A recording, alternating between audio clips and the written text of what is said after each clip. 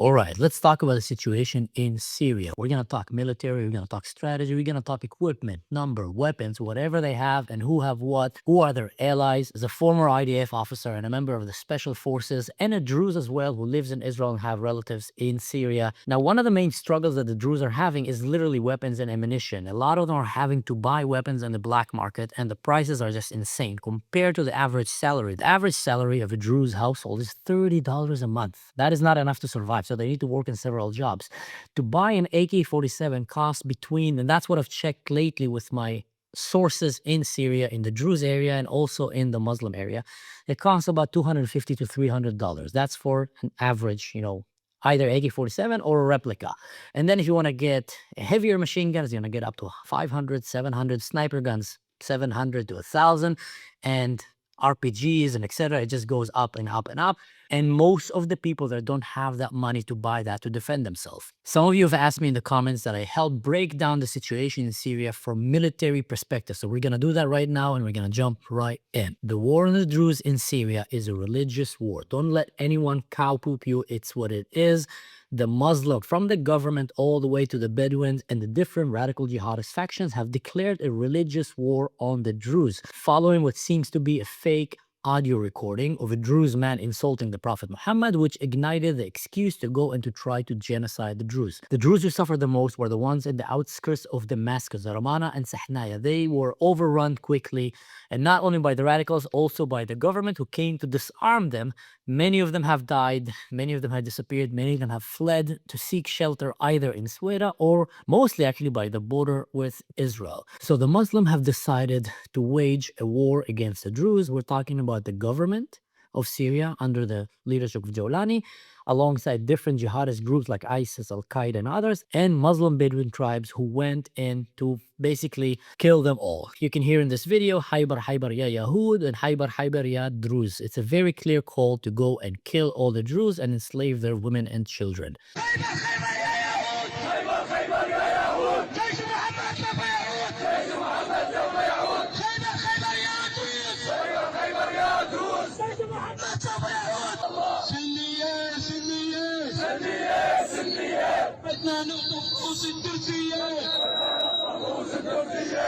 Now, the Druze by the border with Israel are safe. They don't dare come close to the IDF. That leaves the area of Sweda. Sweda is a Druze mountain, and there's several Druze communities there protected by the mountain, and now they're being sieged. And here are the numbers, so let's jump right in. The Muslim forces, the HTC, that is the terrorist organization that took over the government, and they're holding about 40,000 military people. Many of them are from Al-Qaeda, ISIS, some recruits that just joined them right now, and some soldiers from the previous Assad army that detached and joined them. Alongside with them, you have other jihadist factions who are considered to be about 15,000 strong. These are mostly nomadic groups. Main of living is warfare, plunder, and enslaving people. It's basically the Arab version of Mad Max. They're going around killing, plundering, moving on. Let's just say they're not lawyers, accountants. They don't have bakeries in Switzerland. They're very similar to how the early Arabs in the beginning of Islam were. It's factions of warriors that are going to plunder, kill, raid, and enslave and steal everything that they have and moving on, etc., etc. I mean, people like to think that they're religious, but not necessarily.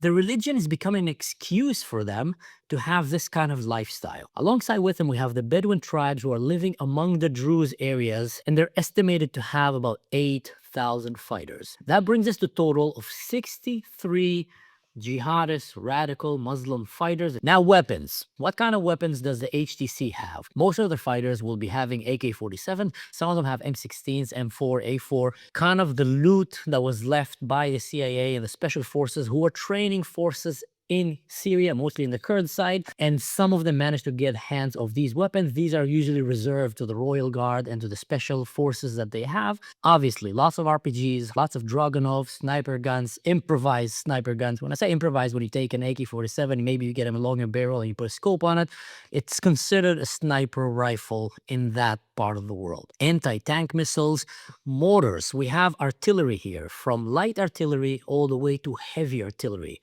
Added to that, we have the technicals. Technicals are all these civilian Toyotas and Jeeps and trucks that are converted to become military weapons. Some of them literally look like they're from Mad Max. They added, protections on them, spikes, and I don't know what. Plenty on the Muslim side. Homemade rocket launchers and drones, all the way from the military drones and civilian drones that got converted for military use, either for the offense or for reconnaissance. There's a lot of lesson learned that is coming from Ukraine and their efforts to fight against the Russians with drone, vice versa, by the way, right now. And that is literally going to be the next battlefield. And we can talk about that in another video. Weapons of the other jihadist factions. Pretty similar to the government because they're kind of almost the same. Literally. AK-47s, RPGs, maybe a little bit less, M16s and Western kind of American weapons, medium artillery, not necessarily heavy artillery like the government have, machine guns, dushkas, and anti-aircraft. They basically took these big, heavy machine guns and this big, heavy anti-aircraft machine guns that shoot rounds that explode in the air, and they use that against humans, by the way. And they mounted them on their Toyotas and trucks. Again, put some fortifications, and they used that to come and siege an area and take down defenses. Drones, mostly civilian drones that converted for reconnaissance. They're not as advanced as in Ukraine, not even remotely, in terms of using these drones to bring down mortars and rockets and grenades. They don't really have a need for it so far because they're not really facing a real army with tanks and bunkers and etc. and etc. And they're just not as organized as the Ukrainians. So let's call it as it is. Thank God. But you know what? Things can change. Now that Turkey is backing them up, the weapons of the Druze in the region of Sweden. Mostly AK-47s, hunting rifles, shotguns, these click 2 shells, all the way to pump action, single bolt hunting rifles. A lot of the Druze that live there are literally farmers and hunters, and they use the weapons either to hunt or to protect their flock when they're going on against wolves and against raiders and Bedouin communities around. Heavy machine guns, RPGs, little bit of technicals, and a little bit of mortars. Let's talk about armor vehicles of the HTS. Tanks from the previous Syrian regime that were captured by them. BMPs, armored vehicles, again, from the Syrian regime that was captured by them. Technicals, a lot of the vehicles that they converted, because I said they used to be a terrorist organization, so they brought a lot of their toys with them. And dirt bikes. They use it quite often. We've seen Hamas use that. They use it as well because it's a very easy way to maneuver, to flank, to break in between enemy lines and then, create havoc, or just strap someone with suicide vest and just drive in and just blow yourself on the defenses. All these things are tactics that they're using. Luckily for the Druze and anyone in the Middle East, the radical jihadists are not very academic.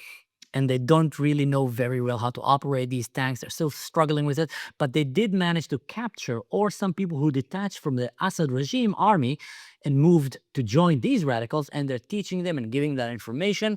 So that's the forces that they have.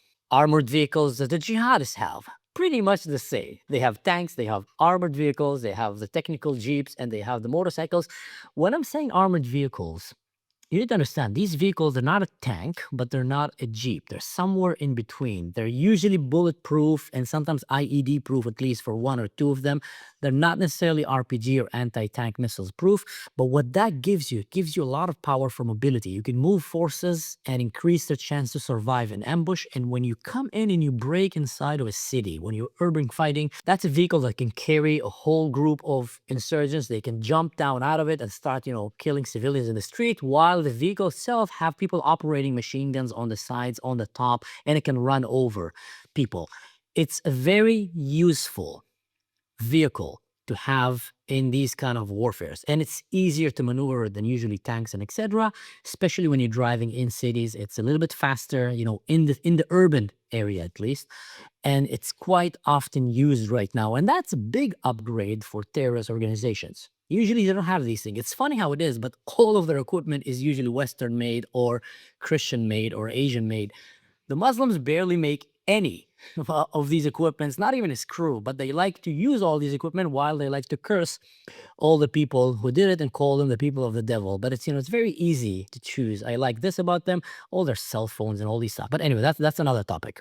The vehicle and armored core of the Druze in Sweden. Pickup trucks, motorcycles, regular cars and buses, little bit of technicals and mortars. They've managed to seize a few tanks from the Syrian government, either during the days when the Assad regime was falling. Many of the Druze who were in the Syrian army and detached just when Assad started killing its own people, and later on, with all the chaos that is happening, have managed to secure a lot of weapon and ammunition and supplies, including some tanks and some vehicles, and bring them into the Druze areas solely for the purpose of defending himself. They kind of saw what is going to happen and they said, we have to bring that back to ourselves to defend ourselves because no one is going to defend us. And we're going to talk about this in a minute. So let's summarize it right now. The forces, who is against who and how much they have. The Muslim factions, they're estimated to have about 150 tanks, 69 medium to heavy armored vehicles. We're not talking about APC, it's a little bit stronger than that. It's like a tank that just doesn't shoot the bigger shell like tanks, but it have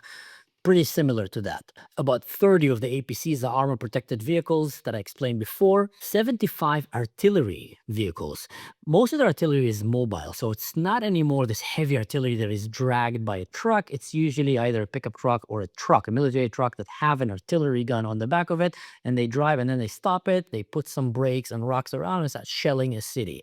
Boom, boom, shooting down, bringing down mostly on civilian targets or to take down, strongholds of enemies in the mountains and in the wadis. Anti-aircraft guns. Syria used to have a lot of anti-aircraft guns. Syria used to have a lot of crazy stuff, chemical weapons all the way to crazy stuff. Thank God that when the Assad regime fell down, Israel went in immediately, and it's considered the biggest airstrike in modern history. They went and they completely obliterated an entire nation's air defense and air force and chemical weapon stashes. They even sent special forces like Shaldag and other units that went inside behind enemy lines into all kind of Iranian and Hezbollah labs and Syria labs and took away all their equipment, weapons of mass destruction, by the way, brought a lot of information and took care of that problem.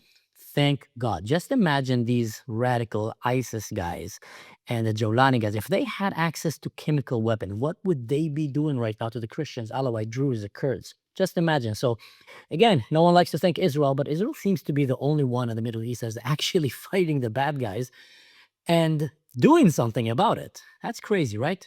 The Druze mobile forces, like I said, between 5 to 10 tanks, 10 to 15 armored vehicles that they managed to retrieve from the army or they upgraded their own vehicles, to about 50 to 100 technicals. Like I said again, technicals are these normal pickup trucks, cars, buses that they modified to become gears of war. They're not originally designed for that, but they modified that. They strengthened the tires, they strengthened the shield. It's very intensive on the engine. It's not the healthy thing to do to your car, but they have to do it. There's literally a need for that. Motorcycles, a lot of the Druze there have motorcycles that drive in the mountain. Horses. The Druze are known to be fighting from horses from the days of Sultan Basha fighting against the French all the way until today. They really love their horses and they can maneuver very easily around the mountains and also bring supplies, send, information. A little bit, very much old school. Mind you, very much old school kind of warfare, but that's what they have. Civilian drones. The Druze mostly have DJI drones and civilian drones that they started using right now for reconnaissance. The other side, the government does have military drones, like I explained, and civilian drones. The Bedouins have pretty much civilian drones as well. We haven't seen a lot of use of putting grenades and dropping them on forces like we've been seeing in Ukraine and Russia, but I'm pretty sure it's going to come soon. So to summarize it again, the Muslim faction versus the Druze. We have about 63,000 jihadist fighters. Many of them are trained fighters who have a lot of combat experience because they've been doing that for a long time, who are going up against between 5,000 to 7,000 Druze standing strong. That's really bad news when you think about it. Let's just say that's a ratio of 10 to 1.